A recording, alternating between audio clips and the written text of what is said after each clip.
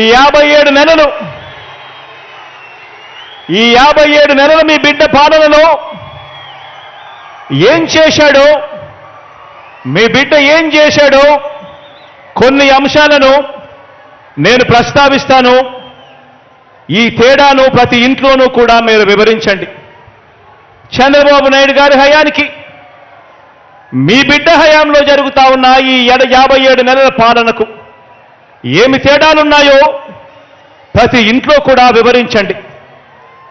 నేను చెప్తా ఉన్నాను, ఈరోజు కుప్పం నుంచి ఇచ్చాపురం వరకు మీ ఇష్టం, ఏ గ్రామమైనా కూడా తీసుకోండి.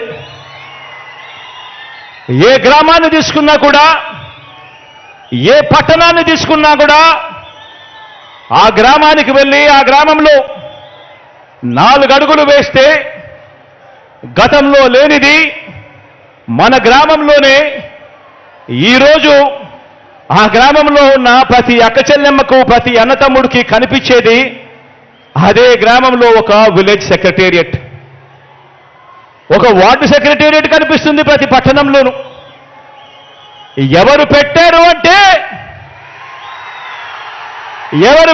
అనంటే మీ జగన్, మన వైఎస్ఆర్సీపీ పార్టీ. ఆ ప్రతి గ్రామ సచివాలయంలోనూ, ఆ ప్రతి వార్డు సచివాలయంలోనూ, ఆ ప్రతి గ్రామంలోనూ కనిపించే ఈ సచివాలయంలో కనీసం అంటే 540 రకాల సేవలు అందిస్తూ, అందులో దాదాపుగా 10 మంది మన పిల్లలే అక్కడే ఉద్యోగాలు చేస్తూ అక్కడే కనిపిస్తారు.